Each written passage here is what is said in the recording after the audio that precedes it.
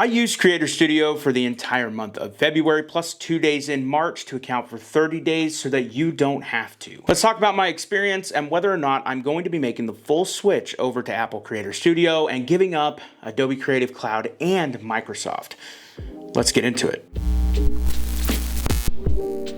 For those of you who don't know, Apple came out with Apple Creator Studio, which lumps together all of what Apple calls their creator apps into one monthly or yearly subscription, with the ability to work on the same project with the MacBook, iPad, and iPhone across most of these apps, with the pricing not being too bad, being $129 for the year or $12.99 for the month. And if you're a student or educator, you could pay $30 a year or $2.99 a month. If you want to know more information about Creator Studio, I did an entire video on it. I'll have it linked up here and at the end of this video. But let's go ahead and talk about my first impressions for the entire month of February plus 2 days in March. First off, I want to let you guys know I have been using Adobe Creative Cloud for going on 10 years now. Before I went to college, I was solely using Apple software, Final Cut, Motion, and Logic to edit my video, graphics, and sound. But when I went to college, they were using Premiere Pro exclusively. And ever since then, I've been using Adobe Creative Suite exclusively since 2016. So going into this, I had to relearn everything that I used to know. So first off, let's talk about some of the good points, starting with price. So normally I pay $70 a month to have access to the entire Adobe Creative Cloud suite, which also includes apps that I don't necessarily use ever, but it also includes a scheduling service that I can upload batch content and have them scheduled to come out over a certain amount of time. So I pay almost $850 a year on the Adobe Creative Suite, which doesn't include the amount of money that I put out for other applications that I use for sound effects like Epidemic Sound. So I pay for the entire year using the student discount of $30. That way I can use it for a longer period of time to see if I can get used to it, as well as if I don't like it, I can just cancel it at the end of the year. No harm, no foul, and I'm only out $30. So another good point for Creator Studio, it was really easy to download and super easy to just get started. Whereas with Adobe Premiere and DaVinci, there is a little bit of a learning curve. One, you're editing with a timeline, and one, you're using nodes. Frickin' nodes. And to be completely honest, when I tried out DaVinci, I got super overwhelmed. Not saying that Final Cut is overly user-friendly, I'm just saying that it was really easy to just kind of get started. Now, I'm not gonna lie, sometimes I did get a little bit overwhelmed using Final Cut because some things weren't the same as Premiere, but overall, I had a great experience. So let's break this down by app really quick, starting with Final Cut Pro. First off, Final Cut is very cut and dry, and everything is out in the open for you to be able to access. Sometimes the limitations were just in my head because I was overthinking certain things. The amount of transitions, sound effects, and VFX that are available natively within Final Cut Pro are crazy. And I tried to use as much of it as possible for the 30 days that I was using the software for my short form and a couple of long form content videos. The cool thing was I didn't have to go to Epidemic Sound to find sound effects or even music because the native music on Final Cut is really good. I also didn't have to go online to figure out how to keyframe different transitions because they had them natively in the software. Some may call it lazy, I call it being time efficient. Now, not saying that Final Cut is perfect in every single way. There are many features that Premiere Pro does that outshines Final Cut Pro in many ways. For one, something super simple, zooming in and out of a timeline. I'm used to pressing Option on the keypad and zooming in and zooming out with the scroll wheel. In Final Cut, there are a couple of different ways that you can zoom in and out of your timeline. One is by using the little menu on the right-hand side and sliding the little toggle, or you can press Command plus or Command minus. And I'm sure if I used it on my laptop, you could use the trackpad to zoom in and zoom out. But I really didn't use my laptop all that much. I was using my Mac Mini with the M1 chip to be able to edit all of this. And by the way, super streamlined, super quick. I didn't have any lagging. Also, using Premiere Pro, I am a huge fan of their transcribe feature to be able to edit my timelines. It helps me figure out what clips I need to cut out and also what clips I can jump ahead to figure out where I am in the storyline. I also like to take out all of the dead spaces by just selecting them all and deleting it, and then it just shortens the timeline. It saves so much time. Some may call it lazy, I call it being time efficient. So my overall experience with Final Cut Pro was great. But how about Pixelmator Pro to replace Photoshop? That's where it gets a little bit muggy for me. Pixelmator Pro is great for what I would consider to be basic photo editing. And by basic, I mean color correction and stylistic choices like dodging and burning. But when it comes to more hardcore tasks, that's where I see it lacking. But one thing that is not basic about Pixelmator Pro is their masking software. If you're wanting to select something in Pixelmator Pro, the masking software software is just, it's next level. If you don't know what I'm talking about, in Pixelmator Pro, when you go to select something, you'll get a yellow prediction area of what you're going to be masking. And you can move your selection tool around the photo to see what you're going to be selecting before you actually select it. I'm a big fan. And the other thing I'm a big fan of in Pixelmator Pro are their presets. Within the app, there are a lot of presets for YouTube thumbnails, Instagram carousels, Instagram stories,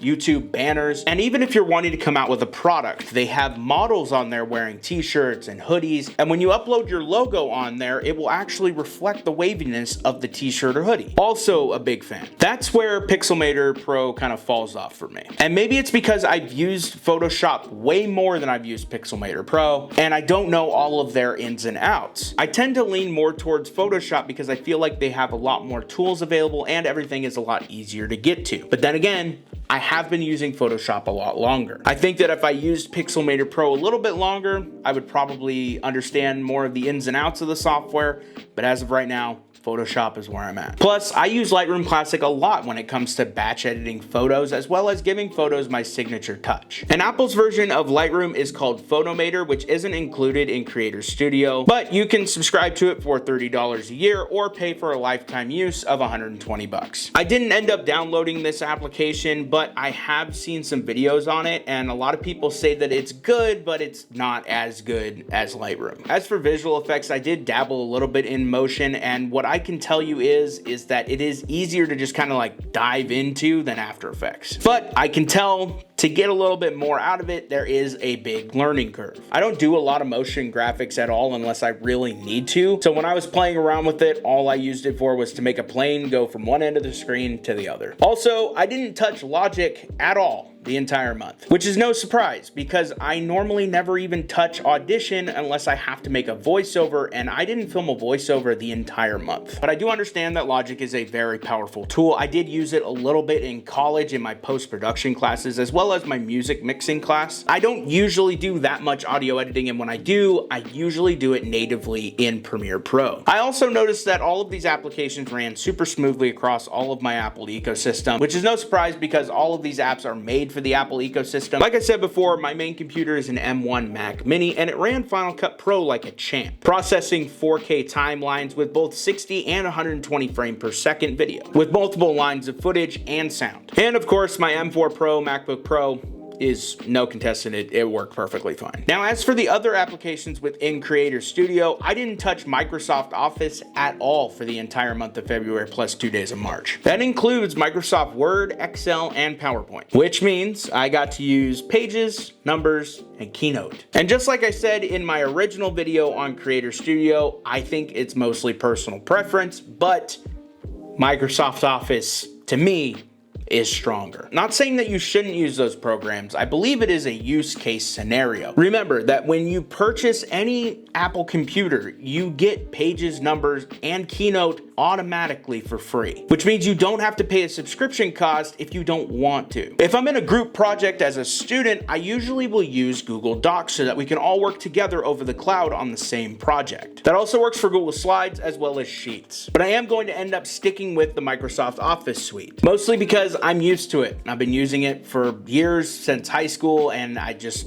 don't want to get rid of it. So what is my outcome after using Apple's Creator Studio for 30 days? I think that if you're normally a Final Cut user and that is your main source of creativity, I'd say go for it. The pricing is right and you're already used to it. Also, if you want to purchase it outright, it's still available and you don't have to worry about doing a monthly subscription. The way that I'm going to deal with this is a little bit unconventional. On one hand, I really like the features of Final Cut Pro with their music and their visual effects. And on the other hand, Premiere Pro, in my opinion, is much stronger than Final Cut Pro. And quite honestly, I know it a lot more. I'm sure with a little bit more time, I could know Final Cut Pro like I know Premiere Pro. It is in my best interest to move over to Apple Creator Studio to save me $800 a year. But my decision after this 30-day trial is to keep both. Not just because I like both softwares, but quite honestly, it's going to take me longer than a month to be able to learn all of Final Cut Pro. I have 10 years with Premiere Pro. But here's the catch.